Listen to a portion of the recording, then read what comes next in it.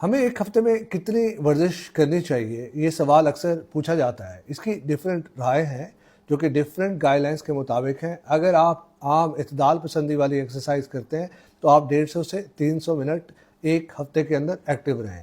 اگر آپ ایک سخت یا تیز جاگنگ رننگ کرتے ہیں تو آپ 75 سے 150 منٹ تک یا 120 سے 150 منٹ تک ایکٹیو رہیں۔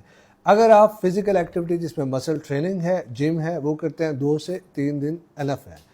میرا ماننا یہ ہے کہ ہمارے ہاں وہ لوگ جو اوبیسٹی کا شکار ہیں، جہاں میٹابولک سنڈروم کا پرابلم ہے، ان لوگوں کو چاہیے کہ وہ دن کے اندر زیادہ سے زیادہ ایکٹیو رہیں۔